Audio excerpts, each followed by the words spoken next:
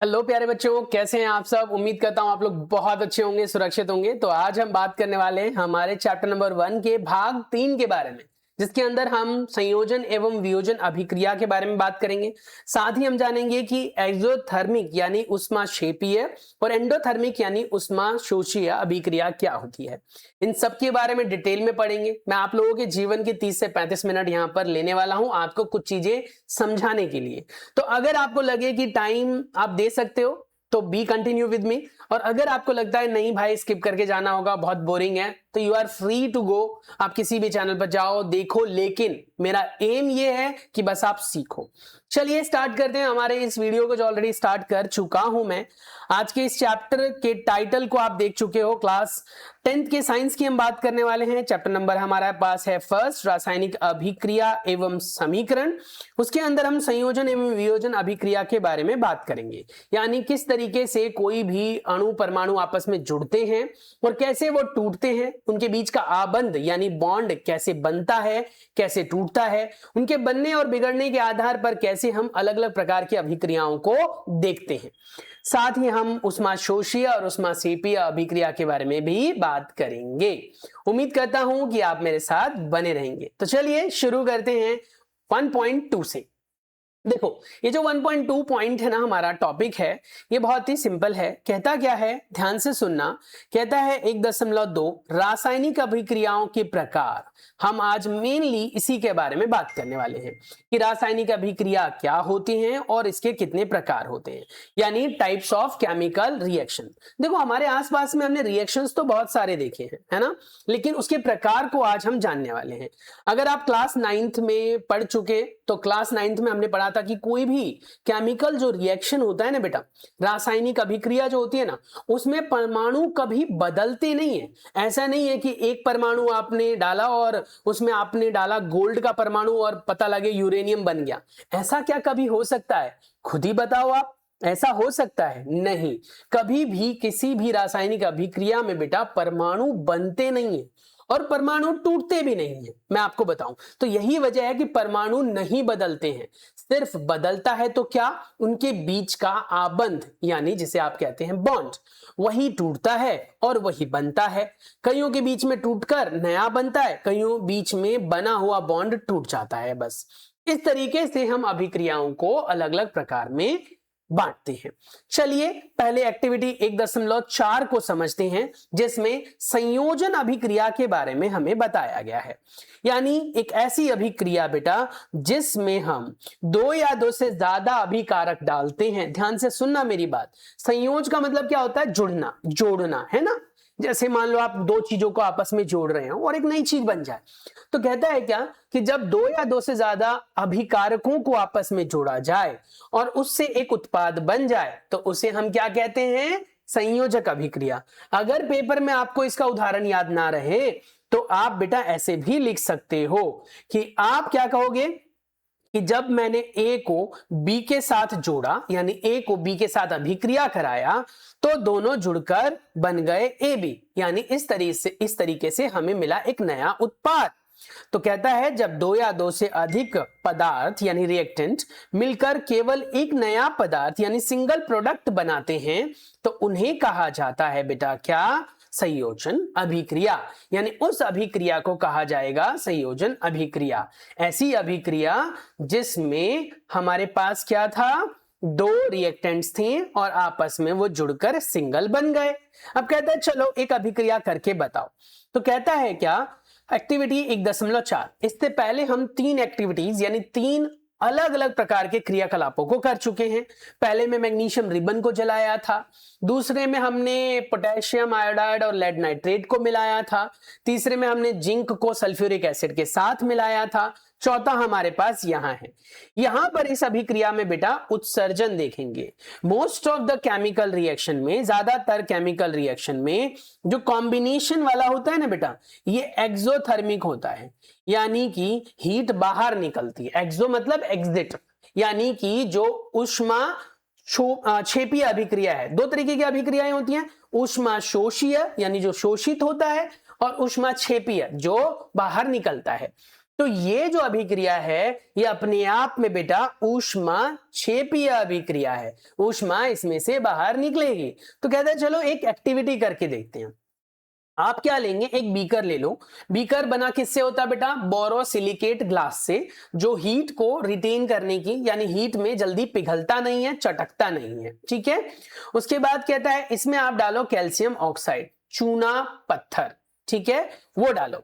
जैसे ही आप डालोगे तो इसमें बेटा अभिक्रिया होना शुरू हो जाएगा।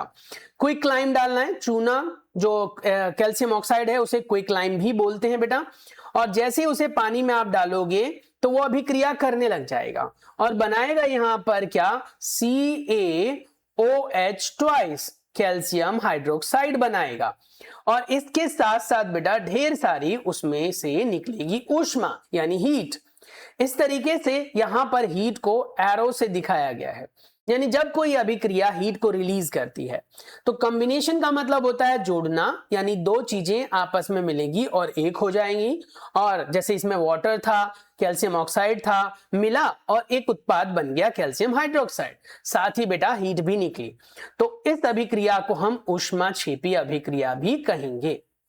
अब कहता है कि क्या आप जानते हैं, भैया क्या जानते हैं, जरा पूछ तो लो हमसे। सवाल क्या पूछ रहा है, क्या आप जानते हैं, do you know, what I do know, बताओ क्या सफेदी की चमक कैसे आती है, बताओ। अगर आप व्हाइट वॉश करते हो, कभी आप लोगों ने नोटिस किया हो, शायद ना भी किया हो, जिस दिन आपके घर में पेंट होता है ना, उस दिन में घर में चमक होती है, लेकिन उतनी ज्यादा नहीं होती है जितनी कि 3-4 दिनों बाद आपको वो चमक दिखने लगेगी, है ना। 3-4 दिनों बाद आपको चमक दिखती है, क्योंकि जो व्हाइट वॉश हम यूज करते हैं ना, तो हम दीवारों पर लगाते हैं CaOH ट्वाइस। पहले जमाने में जब डिस्टेंपर्स नहीं होते थे, प्लास्टिक पेंट्स नहीं होते थे, पॉलीमर पेंट्स नहीं होते थे, तो बेटा क्या करते थे, रात में CaO को, यानी कि जिसे आपने क्या पढ़ा था बेटा, क्विकलाइम को पानी में मिला देते थे रात भर। और उसके बाद क्या होता था, उसकी गर्मी निकल जाती थी और पानी से घुलकर वो कैल्शियम हाइड्रोक्साइड बना लेता था। वो कैल्शियम हाइड्रोक्साइड को दिन में उसके अंदर फेविकॉल, सनकॉल, ऐसी कोई ग्लू वगैरह मिलाकर दीवारों पर पेंट कर देते थे। जैसे ही उसे पेंट करते थे तो पेंट करने के बाद होता क्या था बेटा, उसमें दीवारों पर जाकर कार्बन डाइऑक्साइड जुड़ जाती थी। यानी कि हमारे पास CaOH ट्वाइस हमने दीवारों पर लगाया और उस पर जाकर जुड़ गई कार्बन डाइऑक्साइड। जैसे ही कार्बन डाइऑक्साइड जुड़ती थी तो आपको बेटा एक नया कंपाउंड मिलता था जिसे बोलते थे कैल्शियम कार्बोनेट, CaCO3, या बोलते हैं भी बोल लो, जिसकी वजह से उसके ऊपर एक परत सी चढ़ जाती है जो कि बहुत ज्यादा चमकदार होती है। इसीलिए पेंट करते ही एकदम से चमक नहीं आता है, कई बार इस चमक को आने में 2 से 3 दिन भी लग जाते हैं। तो हमेशा ध्यान रखना बेटा, 2 से 3 दिन का जो समय लग रहा है उसके पेंट के कलर को आने में, वो इसलिए क्योंकि वहां पर जो कार्बन डाइऑक्साइड है बेटा उसकी अभिक्रिया चल रही है और उस अभिक्रिया के चलते वहां पर कलर आ जाता है, ठीक है, चमक आ जाती है। कलर तो नहीं कह सकते, चमक आ जाती है। तो दीवारों पर हम क्या लगाते हैं, बताओ क्या लगाते हैं बेटा, स्लेक्ड लाइम। उसको बनाने के लिए हमें किसकी जरूरत होती है, क्विकलाइम। क्विकलाइम का फॉर्मूला क्या होता है, CaO। स्लेक्ड लाइम का फॉर्मूला क्या होता है, CaOH ट्वाइस। उसकी रिएक्शन किसके साथ होती है, कार्बन डाइऑक्साइड के साथ। 2-3 दिन बाद जब वो क्या बना लेता है, कैल्शियम कार्बोनेट, तब चमकदार हो जाता है। इसी को हम अभिक्रिया के तौर पर कैसे लिखेंगे, तो कहता है कि जी हमने लिया था कैल्शियम हाइड्रोक्साइड का एक्वस, क्योंकि आपने उसे पानी में घोला था। कार्बन डाइऑक्साइड की गैस होती है ना, जो हमारे वातावरण में होती ही होती है, हम जो सांस छोड़ते हैं उसमें भी कार्बन डाइऑक्साइड है। और उससे मिलकर बनता क्या है, बनता है कैल्शियम कार्बोनेट। फॉर्मूला याद रखना बेटा, कार्बोनेट का सूत्र होता है CO3 2 नेगेटिव, याद रखना इसे कहते हैं कार्बोनेट। कैल्शियम कार्बोनेट होगा तो CaCO3 2 नेगेटिव हो जाएगा।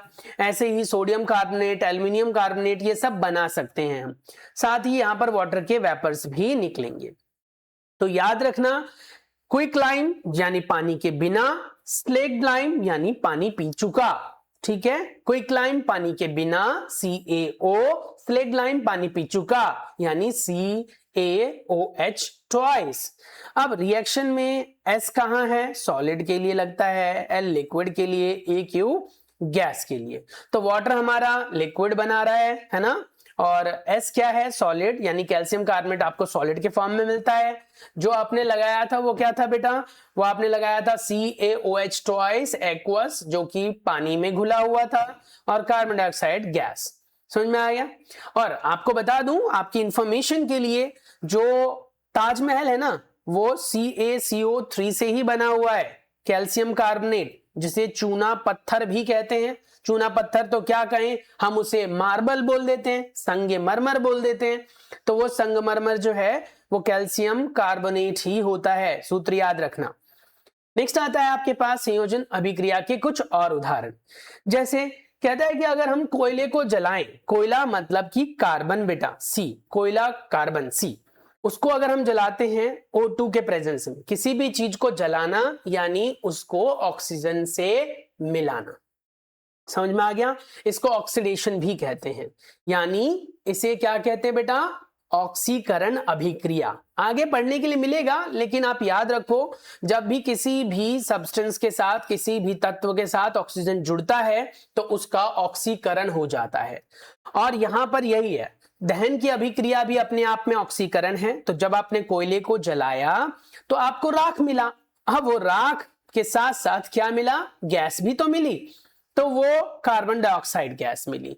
तो कार्बन ने किसके साथ अभिक्रिया किया बेटा, ऑक्सीजन के साथ, और बना क्या, कार्बन डाइऑक्साइड। हमारे शरीर के अंदर भी कुछ ऐसा ही चल रहा होता है। हमारे शरीर में क्या होता है बेटा, ग्लूकोज होता है। और ग्लूकोज का फॉर्मूला फटाक से मुझे कमेंट सेक्शन में लिखकर बताना एक बार, क्या था। अभी रिसेंटली लास्ट वीडियो में भी समझाया था मैंने। ग्लूकोज का फॉर्मूला क्या था, C6H12O, बताओ बताओ बताओ, 6, यस। तो उसमें भी कार्बन है, इसीलिए जब हम सांस छोड़ते हैं तो कार्बन डाइऑक्साइड छोड़ते हैं, और जब हम सांस लेते हैं तो ऑक्सीजन गैस लेते हैं। इस तरीके से यहां पर भी अपने आप में संयोजन अभिक्रिया हुई। नेक्स्ट कहता है जल का निर्माण भी अपने आप में संयोजन अभिक्रिया है। जब आप हाइड्रोजन गैस को बेटा ऑक्सीजन गैस के साथ मिलाते हो तो आपको वाटर मिलता है। और इसको पढ़ेंगे क्या, जब 2 मोल हाइड्रोजन गैस 1 मोल ऑक्सीजन से मिलता है तो आपको 2 मोल वाटर मिलता है, याद रखना। अब आ जाओ बहुत इंपॉर्टेंट पॉइंट पर। जब आपने कोयले को जलाया बेटा तो आपको मिली यहां पर आग, है ना, और उसमें थी बहुत सारी बेटा गर्मी, यानी हीट, है ना, ऊष्मा। इसीलिए वो ऊष्मा उसमें से बाहर निकलती है, यानी एग्जिट होती है। क्या बोला मैंने, एग्जिट होती है। और ऐसी कंडीशन में उस अभिक्रिया को हम क्या कहते हैं बेटा, ऊष्मा छेपी अभिक्रिया। ऐसी कोई अभिक्रिया जिसमें से हीट बाहर निकले उसे हम ऊष्मा छेपी अभिक्रिया कहते हैं। आप डेफिनेशन यहां से पढ़ सकते हो, अंडरलाइन करना चाहते हो कर सकते हो। क्या कहता है, जिन अभिक्रियाओं में उत्पाद के साथ साथ ऊष्मा भी उत्पन्न हो या निकले उसे ऊष्मा छेपी अभिक्रिया कहते हैं। याद रखने का सिंपल सा तरीका है, ऊष्मा छेपी एग्जिट वर्ड से बना हुआ है, थर्मिक। ठीक है, एग्जिट मतलब क्या होता है, बाहर निकलना, और एक्सो मतलब एग्जिट से बना हुआ। तो इससे ये समझ में आया कि अपने आप में ये ऐसी अभिक्रिया है जिसमें से गर्मी बाहर निकलेगी। तो हीट का बाहर निकलना अपने आप में एक्सोथर्मिक है। बर्निंग ऑफ नेचुरल गैस, ये भी बहुत इंपॉर्टेंट अभिक्रिया है। आप जो नेचुरल गैस को बर्न करते हो ना, मीथेन कहते हैं। नेचुरल गैस मतलब कोई पूछेगा तो क्या बोलोगे, मीथेन। CH4 किसका फॉर्मूला है बेटा, मीथेन का फॉर्मूला है। किस गैस का फॉर्मूला है, मीथेन गैस का फॉर्मूला है। तो जब आप नेचुरल गैस यानी मीथेन को बर्न करते हो, तो बर्न कोई भी चीज होती है, तो मैंने अभी आपको बताया बर्निंग का मतलब क्या हो गया, उस चीज को ऑक्सीजन के साथ जोड़ना, उस चीज को ऑक्सीजन के साथ जोड़ना, जो अपने आप में ऑक्सीकरण अभिक्रिया भी है। तो इससे मिली हमें कार्बन डाइऑक्साइड बेटा, हाइड्रोजन के साथ जब ऑक्सीजन जुड़ता है तो मिलता है वाटर, अभी हमने यहां पर पढ़ा बेटा। उसके बाद ऊष्मा निकली, तो ये क्या है, ऊष्मा छेपी अभिक्रिया है। कार्बन का जलना, यहां पर भी ये भी क्या थी, अपने आप में ऊष्मा छेपी। हालांकि यहां दिखाया नहीं है पर यहां पर भी हीट होती है, डेल्टा H से हीट को दर्शाते हैं।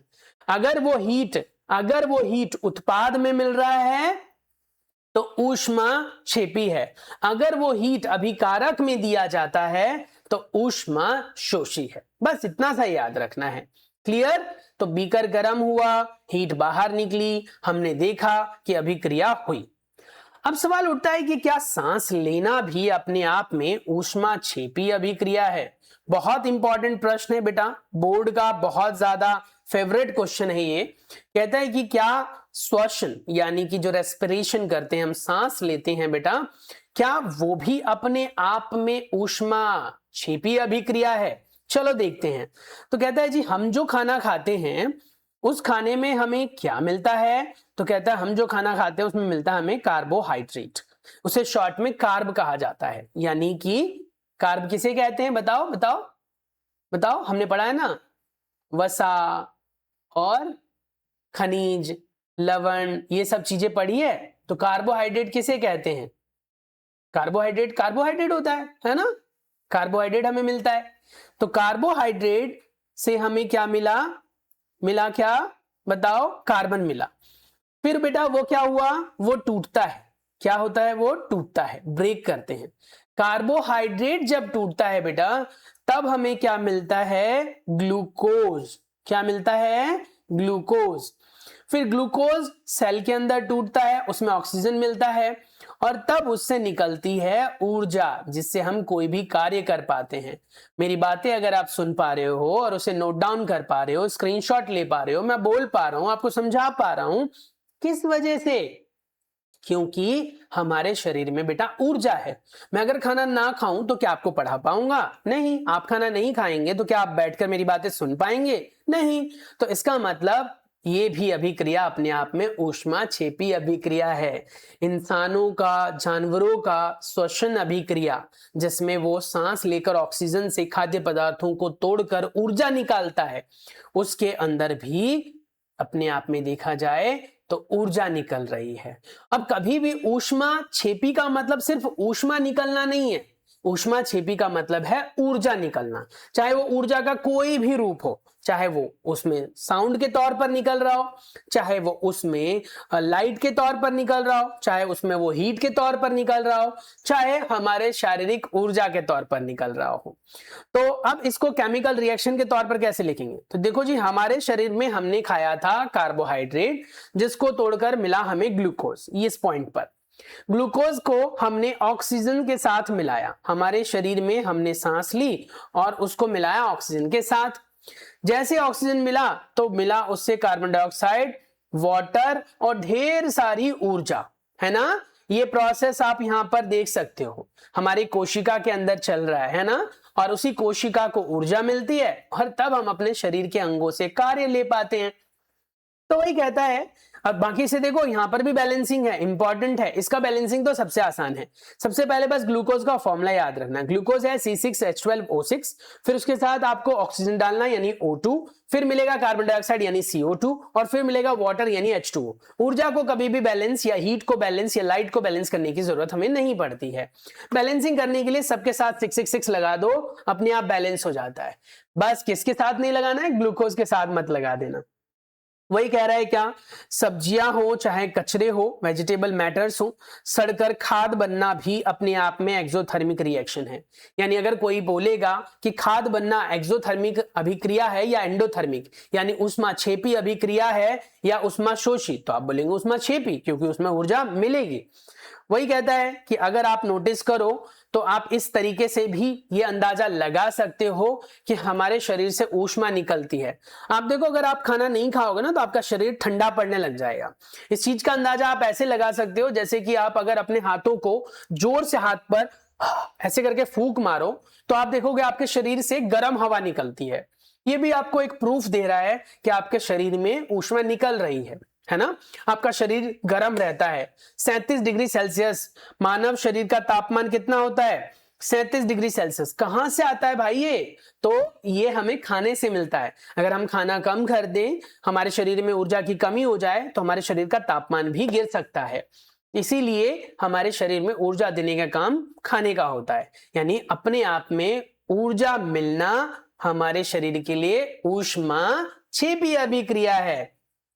अब इसका उल्टा पढ़ेंगे, यानी अब तक हमने जो पढ़ा वो सभी एग्जाम्पल बेटा किसके थे, अपने आप में संयोजक अभिक्रिया के थे। देखो यहां पर हमने पढ़ा सबसे पहले रासायनिक अभिक्रिया में संयोजन अभिक्रिया क्या होती है। परिभाषा मैंने बताया कि जब दो या दो से ज्यादा अभिकारक आपस में जुड़ते हैं और एक उत्पाद बनता है तो उसे हम कहते हैं संयोजक अभिक्रिया, जिसमें ऊर्जा निकलती है, वो चाहे अपने आप में ऊष्मा के तौर पर मिले, चाहे साउंड के तौर पर, आवाज के तौर पर, चाहे वो बेटा अपने आप में कह दो रोशनी यानी कि लाइट के तौर पर मिले। फिर हमने क्विकलाइम वाला एग्जांपल किया था कि हम क्विकलाइम में अगर पानी डालें तो मिलता है स्लेगलाइम और बीकर गर्म हो जाता है, ऊष्मा क्षेपी अभिक्रिया है। उसके बाद हमने कोयले को जलाया, ऊष्मा क्षेपी अभिक्रिया है। फिर हमने नेचुरल गैस यानी कि मीथेन को जलाया, उसमें भी ऊष्मा मिली, ऊष्मा क्षेपी अभिक्रिया है। उसके बाद हमने हमारे शरीर की बात की, हमारे शरीर में ग्लूकोज टूटता है, चाहे पौधों के शरीर में ग्लूकोज टूटता है और वो उससे ऊर्जा ले पाते हैं, वो भी अपने आप में ऊष्मा क्षेपी अभिक्रिया है। लेकिन इन सब में ऑक्सीजन को आप जोड़ रहे थे। अब आप कहोगे सर आपने तो बताया था कि संयोजन अभिक्रिया वो होती है जिसमें दो या दो से ज्यादा अभिकारक आपस में जुड़ते हैं और एक प्रोडक्ट मिलता है या एक उत्पाद मिलता है। नहीं, हर बार ऐसा नहीं होता है, ये याद रखना। कभी कभी उत्पाद बेटा एक से ज्यादा भी मिल सकते हैं, बस उसमें जुड़ना चाहिए, ठीक है ना। अब हम बात करेंगे वियोजक अभिक्रिया के बारे में या वियोजन अभिक्रिया के बारे में। एक ऐसी अभिक्रिया बेटा जिस अभिक्रिया में एक हमारा अभिकारक होगा और उत्पाद बनेंगे बहुत सारे, ठीक है, ध्यान रखना। अभिकारक कितना होगा, एक होगा और उत्पाद होंगे बहुत सारे। जब एकल अभिकारक यानी सिंगल रिएक्टेंट टूटकर दो या दो से अधिक छोटे छोटे उत्पाद बनाता है तो उसे हम बिल्कुल संयोजन का उल्टा कहते हैं, वियोजन अभिक्रिया, जिसको इंग्लिश में डिकम्पोजिशन रिएक्शन कहते हैं। एक ऐसा रिएक्शन वियोजन या डिकम्पोजिशन रिएक्शन होगा जिसमें एक अभिकारक बेटा एक से ज्यादा उत्पाद बनाएगा, एक अभिकारक एक से ज्यादा उत्पाद बनाएगा। होपफुली आप लोगों को डेफिनेशन समझ में आ गई होगी कि हमने क्या कहा कि जब कभी भी एक अभिकारक एक से ज्यादा उत्पाद बनाता है टूटकर, याद रखना। अब तोड़ने के लिए उसे आप चाहे इलेक्ट्रिसिटी से तोड़ो, चाहे उसे धूप देकर तोड़ो, चाहे उसे आग देकर तोड़ो, कैसे भी तोड़ो, बस तोड़ना है और एक अभिकारक से बहुत सारे उत्पाद बनाने हैं। जब कभी भी ऐसा होगा तो उसे कहते हैं वियोजन अभिक्रिया। एक अभिकारक से कई उत्पादों का बनना वियोजन अभिक्रिया है। एग्जाम्पल ले लो, कहता है आप ऐसा करो 2 ग्राम फेरस सल्फेट यानी FeSO4 लो। FeSO4 फेरस सल्फेट होता है, आयरन सल्फेट भी इसे बोल सकते हो आप, और इसको गर्म करना है। गर्म मतलब अब हम इसे हीट देकर तोड़ रहे हैं, यानी इसको हीट चाहिए। पिछले सारे रिएक्शन में हीट निकल रही थी, ऊष्मा क्षेपी अभिक्रिया थी।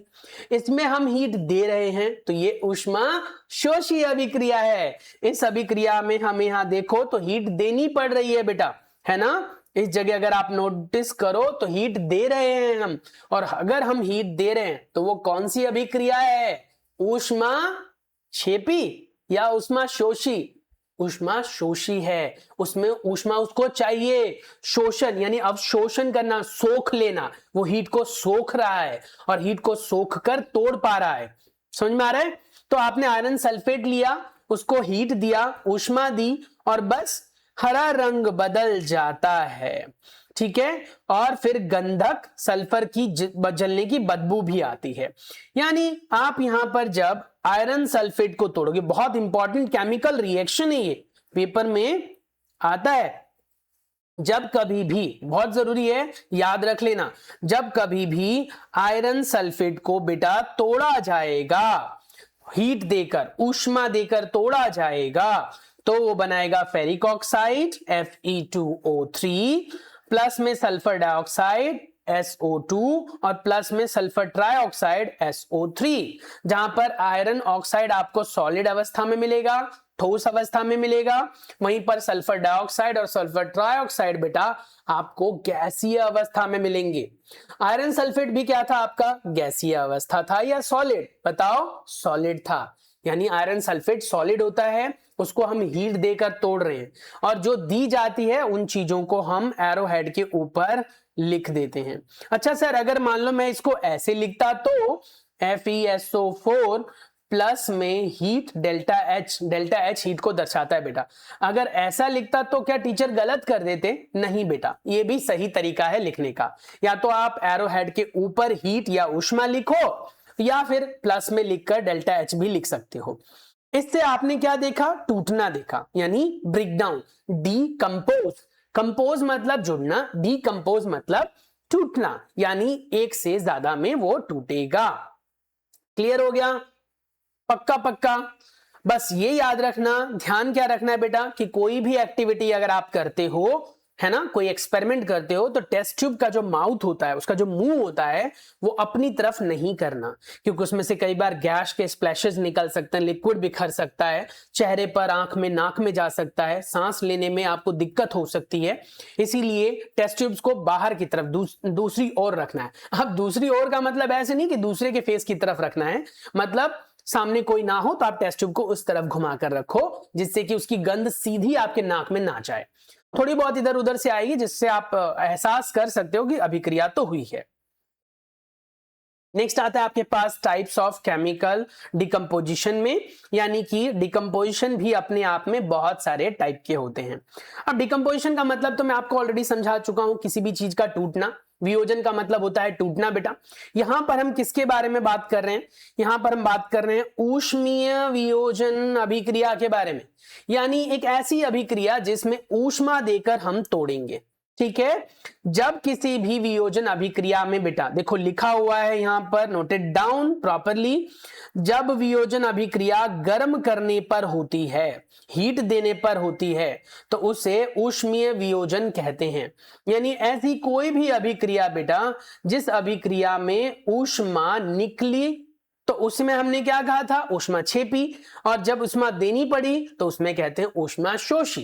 तो ये कैसी अभिक्रिया है? ऊष्मा शोषी अभिक्रिया है। उसमें भी ऊष्मा देनी पड़े तो उसे कहते हैं ऊष्मीय वियोजन अभिक्रिया। जब कोई चीज टूटती है और ऊष्मा देकर टूटती है बेटा, तो उसे कहते हैं ऊष्मीय वियोजन। अब जो बड़ी बड़ी इंडस्ट्री होती है ना, जो चूना पत्थर बनाते हैं, वो कैसे बनाते हैं? देखो, बड़े बड़े पत्थर होते हैं जो लोडेड होते हैं, यहां पर बड़ा सा फर्नेस होता है जिसमें भट्टी होती है, मतलब भट्टी, आग जल रही होती है।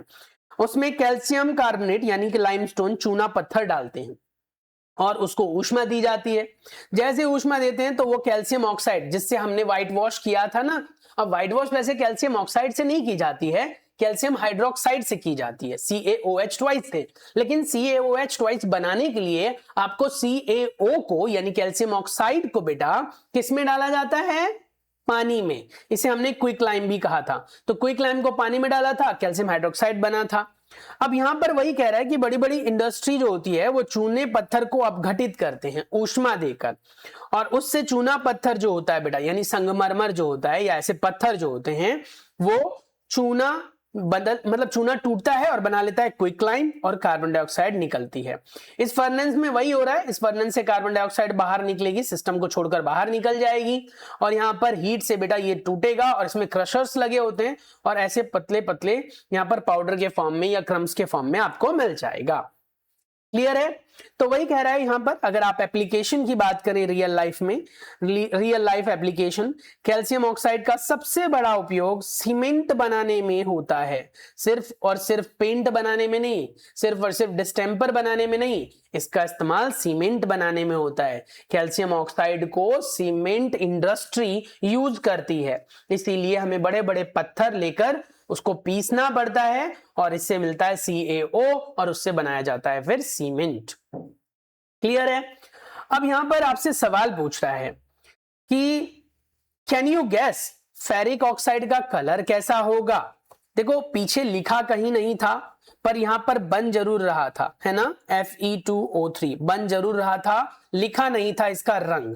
पर आपसे पूछ रहा है कि इसका रंग कैसा हो सकता है। हिंट भी लिख रखा है मैंने, इसका रंग होता है बिल्कुल वैसा ही जैसा कि आप लोग देखते हो किसका? जंग का। जंग का रंग कैसा होता है? लाल भूरे रंग का, है ना, लाल भूरे रंग का। तो वही यहां पर याद रखना, आयरन ऑक्साइड जो, या फिर आप कह सकते हो फेरिक ऑक्साइड, ये फेरस ऑक्साइड नहीं, फेरस ऑक्साइड होता है Fe3O4। अगर Fe3O4 हुआ बेटा तो इसे फेरस ऑक्साइड बोलते हैं। Fe2O3 हुआ तो इसे फेरिक ऑक्साइड बोलते हैं। फेरस फेरिक में फर्क होता है। कैसे रंग का होता है? लाल भूरे रंग का। नेक्स्ट आता है आपके पास एक्टिविटी बेटा 1.6। अब हम करेंगे फिर से हीट देकर रिएक्शन, यानी कि फिर से हम क्या करेंगे? ऊष्मीय वियोजन अभिक्रिया। ऊष्मीय वियोजन अभिक्रिया में एक दूसरा एग्जाम्पल है हमारे पास, जिसमें हम एक्टिविटी करेंगे और तोड़ेंगे किसको बेटा? लेड नाइट्रेट को। जब लेड नाइट्रेट, जिसका फॉर्मूला याद रखना, वेरी इंपॉर्टेंट बेटा, लेड नाइट्रेट का फॉर्मूला क्या है? PbNO3 twice, PbNO3 twice. तो कहता है कि लेड नाइट्रेट को जब आप, लेड नाइट्रेट का पाउडर होता है, उसको जब आप परख नली में डालोगे ऐसे और उसको आप गर्म करना शुरू करोगे तो उसमें से ब्राउन कलर का धुआं बाहर निकलेगा।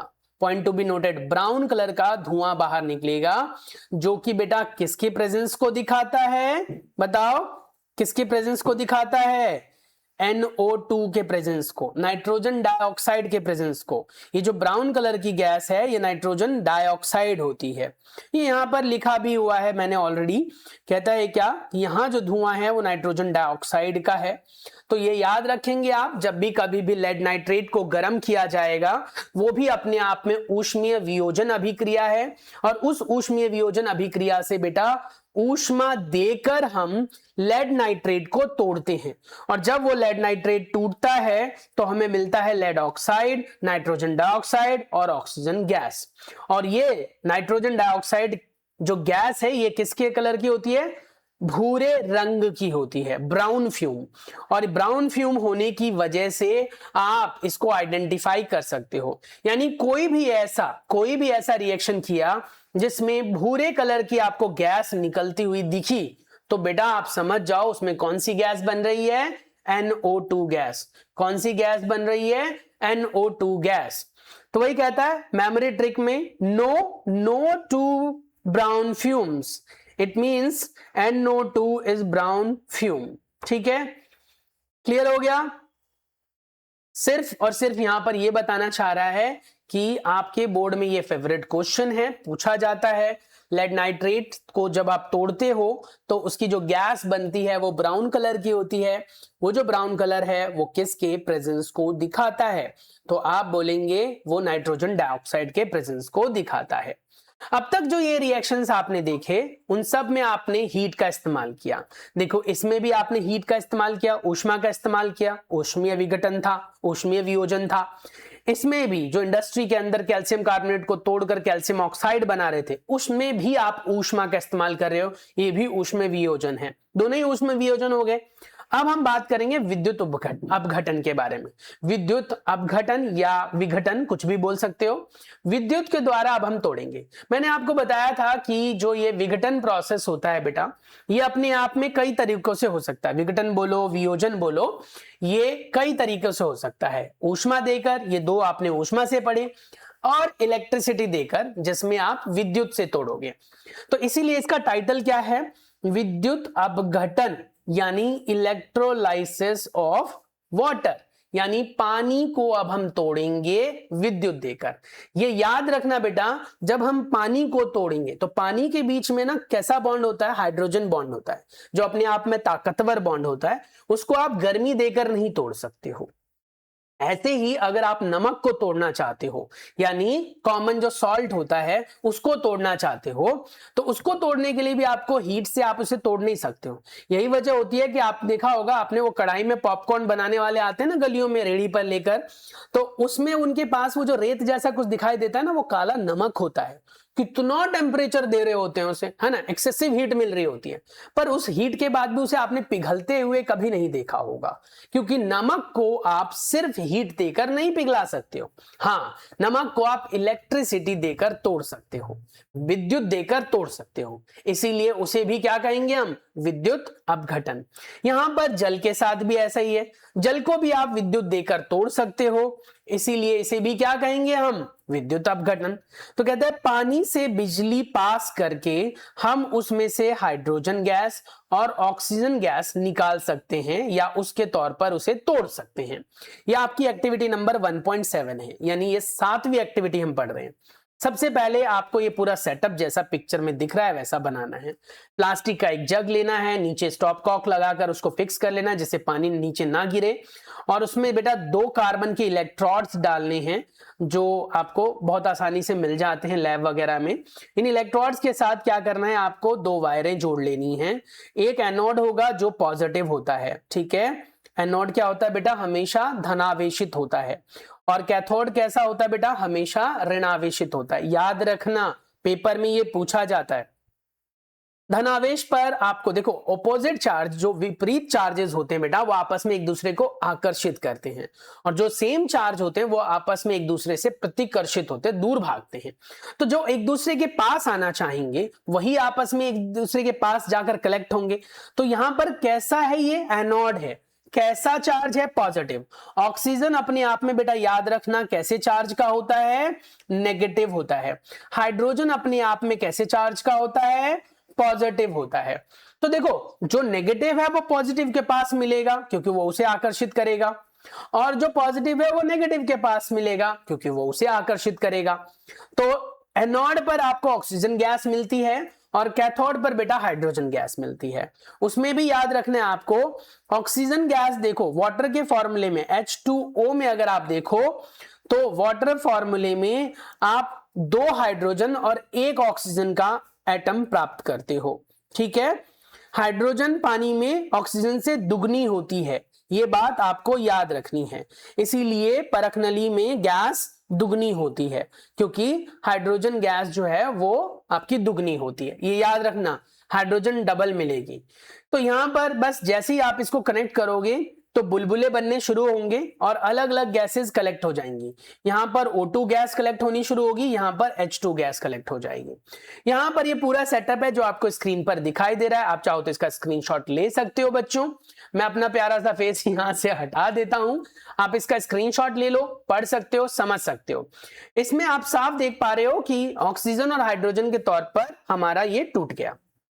क्लियर है। अब कहता है सेटअप कैसे करना है, प्लास्टिक का मग लेना है, कार्बन का इलेक्ट्रोड लगाना है, 6 वोल्ट की बैटरी लेनी है, पानी और थोड़ा सा उसको चालकीय बनाने के लिए यानी चालक बनाने के लिए H2SO4 या फिर HCl डालोगे। ऑब्जर्व करोगे हाइड्रोजन गैस जमा होती है कैथोड पर और ऑक्सीजन गैस जमा होती है बेटा एनोड पर। फिर एक परख नली में गैस दुगनी होती है, H2 पानी में O2 से दुगनी होती है, इसलिए ज्यादा गैस मिलती है। अब यहां पर ये गैस इकट्ठी हो जाएगी। अब ये वाटर का टूटना हुआ किसकी मदद से बेटा, इलेक्ट्रिसिटी से, इसीलिए इसको कहा गया विद्युत अपघटन प्रक्रिया।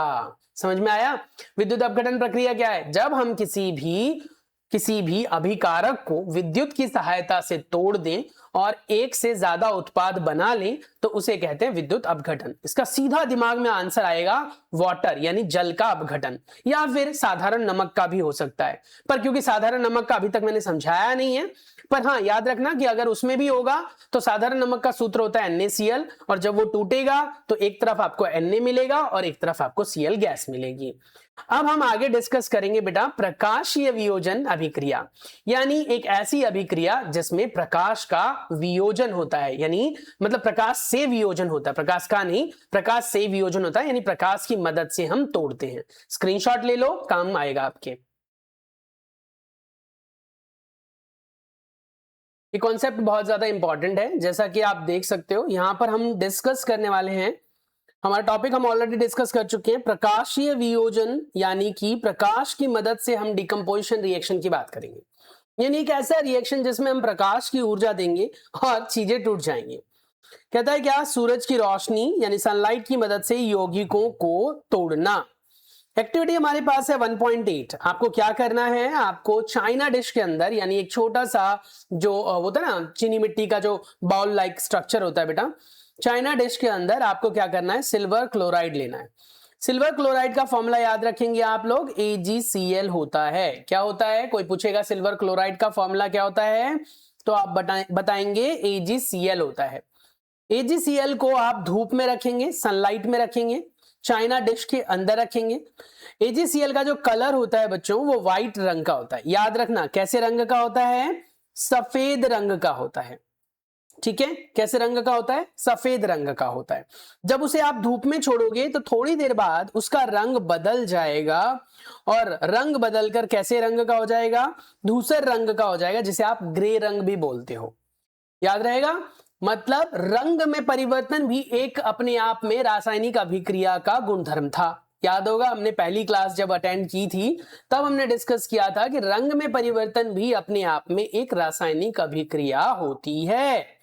तो अब हम यहां से नोटिस करो, ये सफेद था, सफेद से कैसे रंग का हो गया बच्चों, ये ग्रे रंग का हो गया। ठीक है, कैसे रंग का हो गया, ग्रे रंग का हो गया। तो यहां पर एक रासायनिक अभिक्रिया हुई, और यहां पर हमने मदद किसकी ली है, सनलाइट की, यानी सूरज की रोशनी की, जिससे यहां पर एक हमारा जो अभिकारक था वो टूट गया दो उत्पादों में। तो इस तरीके से यहां पर हुआ प्रकाशीय वियोजन। इसे क्या कहेंगे, प्रकाशीय वियोजन। सिमिलरली अगर आप इसकी जगह सिल्वर ब्रोमाइड लेंगे तो भी उसे सनलाइट में डालने पर सिल्वर और ब्रोमीन गैस मिलेगी। अब ट्विस्ट क्या है, ये एक्टिविटी आपको ना तो स्कूल में करवाया जाएगा और ना मैं करवा पाऊंगा, क्योंकि ये जो सिल्वर क्लोराइड और सिल्वर ब्रोमाइड होता है बेटा, ये महंगा केमिकल है। ओरिजिनल इसके अंदर सिल्वर का इस्तेमाल किया जाता है, यानी चांदी होता है, इसीलिए ये केमिकल्स थोड़े से महंगे पड़ते हैं। इनको शायद हो सकता है स्कूल के लैब में थोड़ा बहुत अवेलेबल हो, बट सॉरी टू से मैं नहीं करवा पाऊंगा। पर हाँ, आपको मैं समझा देता हूं होता क्या है। चाइना डिश में सिल्वर क्लोराइड या सिल्वर ब्रोमाइड को आप डालोगे धूप की रोशनी में, वो विखंडित हो जाएगा, टूट जाएगा, और आपको सिल्वर और साथ ही क्लोरीन या ब्रोमीन गैस मिलेगी। अब इसका एक डेली लाइफ जो एग्जाम्पल है, या कह सकते हो इंटरप्रिटेशन है, वो यहां पर दे रखा है। देखो, ये डेली लाइफ का इंटरप्रिटेशन है कि आप डेली लाइफ में इसका इस्तेमाल कहां करते हो। तो कहता है क्या, रियल लाइफ एप्लीकेशन, इन दोनों रिएक्शंस का उपयोग श्याम स्वेद फोटोग्राफी यानी ब्लैक एंड व्हाइट फोटोग्राफी में किया जाता है। ब्लैक एंड व्हाइट फोटोग्राफी में अब नहीं किया जाता, क्योंकि अब तो हम दूसरे तरीके से प्रिंट निकाल लेते हैं, पर पहले किया जाता था। इसीलिए पुराने जमाने की जो फोटोग्राफी होती थी वो बहुत महंगी प्रिंट निकलती थी। एक एक प्रिंट का खर्चा 70-70, 80-80 रुपए तक होता था। लेकिन अब इनका इस्तेमाल बहुत कम किया जाता है।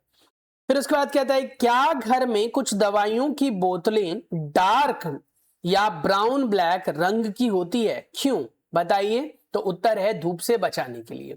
उनको डार्क ब्लैक या ब्राउन रंग की बोतलों में इसलिए भरा जाता है जिससे कि सूरज की रोशनी से अभिक्रिया करके वो डीनेचर्ड या फिर अपना जो प्रकृति अपनी उसकी वो ना बदल ले। यही वजह होती है कि आपके लैब में भी, केमिस्ट्री लैब में भी आप देखोगे बहुत सारे केमिकल्स होते हैं बेटा जो डार्क रंग की बोतलों में होते हैं। वो इसलिए भरा जाता है जिससे कि सूरज की रोशनी सीधे जाकर उनसे अभिक्रिया ना कर सके।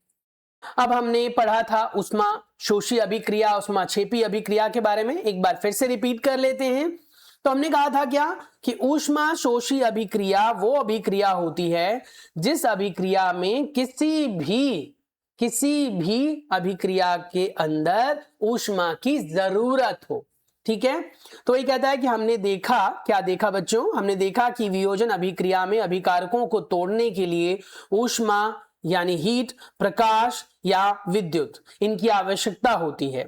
तो जिन अभिक्रियाओं में ऊर्जा अवशोषित होती है उन्हें ऊष्मा शोषी अभिक्रिया कहते हैं। बहुत इंपॉर्टेंट डेफिनेशन है बच्चों, लिखना चाहते हो लिख लो, कॉपी करना चाहते हो कॉपी कर लो, स्क्रीनशॉट लेना है स्क्रीनशॉट ले लो ना। अब कहता है कि अब एक और एक्टिविटी देखते हैं। कहता है कि अब बैरियम हाइड्रोक्साइड ले लो, BaOH ट्वाइस, उसको अमोनियम क्लोराइड के साथ, इसे जो मैं शब्द बोल रहा हूं ना बेटा उसे लिखना चाहते हो तो लिख भी सकते हो। बैरियम हाइड्रोक्साइड को अमोनियम क्लोराइड के साथ मिला लो, और आप देखोगे कि ये मिलाते ही बिल्कुल ठंडी हो जाती है। अब समझो ट्विस्ट क्या है, BaOH ट्वाइस जैसे ही कंबाइन होता है NH4Cl के साथ तो आपका जो टेस्ट ट्यूब है वो एकदम ठंडी हो जाती है। इससे क्या पता चला, यह एक एंडोथर्मिक रिएक्शन है। बहुत ठंडी हो जाती है, यानी इसको हीट की जरूरत है। तो याद रखना, एंडो मतलब हो गया एंटर, हीट अंदर आ रही है इसीलिए बाहर ठंड महसूस होती है ना। हीट अंदर जाती है तो बाहर कैसा महसूस होता है, ठंडा।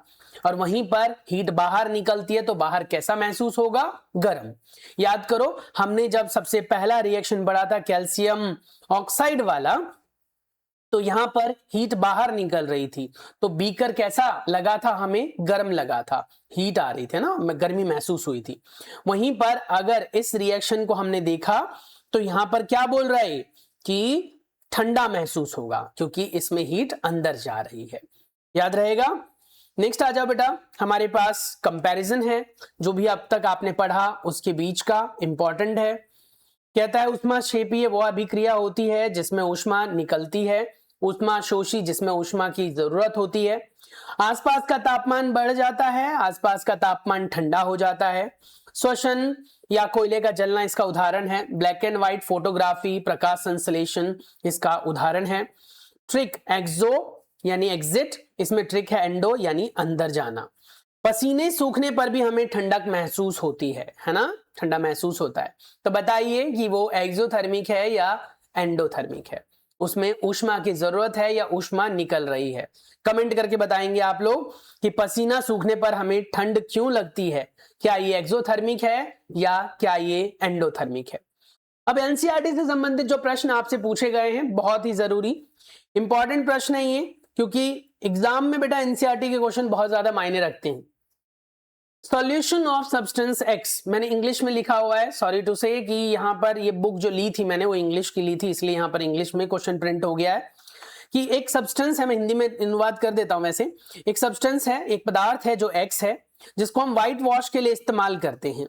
बताइए वो पदार्थ क्या है, व्हाइट वॉश के लिए इस्तेमाल करते हैं। तो देखो, वैसे तो हमने पढ़ा था वो CaOH ट्वाइस होता है जिसको व्हाइट वॉश के लिए करते हैं, पर इसको बनाने के लिए हम जो पदार्थ यूज कर रहे थे वो CaO था। तो हमें आंसर में बेटा CaO लिखना है, ना कि CaOH ट्वाइस, है ना। तो वही कह रहा है नेम द सब्सटेंस एक्स, उसका नाम बताना है और उसका फॉर्मूला लिखना है। नाम है बिना बुझा हुआ चूना, जिसे क्विक लाइम कहते हैं। सूत्र होता है CaO। फिर कहता है right the reaction of substance x with water, पानी के साथ इसको अगर डाला जाएगा तो क्या होगा। तो भैया हमने पढ़ा था CaO को जब पानी के साथ डालते हैं तो कैल्शियम हाइड्रोक्साइड प्लस में ऊष्मा निकलती है। ऐसे कहता है कि wise amount of gas collected in one test tube activity 1.7, जो हमने वाटर वाला पढ़ा था बेटा, जिसमें हम इलेक्ट्रोलिसिस ऑफ वाटर के बारे में बात कर रहे थे, जिसमें पानी के बारे में हमने बात की थी। तो हमने कहा था कि उसमें एक गैस डबल निकलती है, एक उससे आधी निकलती है। क्यों? पानी का सूत्र होता है H2O, इसमें हाइड्रोजन और ऑक्सीजन का अनुपात 2:1 होता है, इसलिए एक गैस दूसरे से दुगनी निकलती, वो गैस है हाइड्रोजन, यानी जो दुगनी निकलती है वो क्या है, हाइड्रोजन। तो वही कह रहा है कि H2O में हाइड्रोजन है और वो 2 है, ऑक्सीजन 1 है, इसलिए डबल है हाइड्रोजन। MCQ टेस्ट जिसके आंसर मैंने आप लोगों के साथ ऑलरेडी डिस्क्लोज किए हुए हैं। यहां पर देखो क्या लिखा है, दीवारों पर सफेदी के बाद 2-3 दिन बाद चमक किस कारण से आती है। क्या वो कैल्शियम ऑक्साइड की वजह से, कैल्शियम हाइड्रोक्साइड की वजह से, या कैल्शियम कार्बोनेट की वजह से। तो हमने पढ़ा था बेटा कैल्शियम जो ऑक्साइड होता है वो पहले पानी में मिलाया जाता है तो कैल्शियम हाइड्रोक्साइड बनता है, फिर उसके बाद उसको जब आप इन्वायरमेंट में खुला छोड़ते हो तो कार्बन डाइऑक्साइड से जुड़कर बेटा कैल्शियम कार्बोनेट बना लेता है। फिर उसके बाद आता है दूसरा प्रश्न, लेड नाइट्रेट को गर्म करने पर निकलने वाला भूरे रंग का गैस कौन सा होता है। तो हमने पढ़ा था वो नाइट्रोजन डाइऑक्साइड होता है जो भूरे रंग का होता है। श्याम श्वेत फोटोग्राफी में किस रासायनिक पदार्थ का प्रयोग होता है, तो वो था सिल्वर क्लोराइड या सिल्वर ब्रोमाइड बेटा। श्वसन की प्रक्रिया किस प्रकार की अभिक्रिया होती है बेटा, ऊष्मा शोषी या ऊष्मा क्षेपी, तो बेटा वो है ऊष्मा क्षेपी जिसमें ऊष्मा निकलती है। क्विक रिवीजन अगर हम देखें और होमवर्क आप लोगों के लिए, तो कहता है क्या कि आपको कॉम्बिनेशन रिएक्शन में 2 रिएक्टेंट्स कंबाइन होकर एक प्रोडक्ट बना लेते हैं। डिकम्पोजिशन यानी कि जो विघटन अभिक्रिया होती है उसमें एक जो आपके पास कंपाउंड होता है वो 2 में टूट जाता है, बिल्कुल ये एक दूसरे के ऑपोजिट है।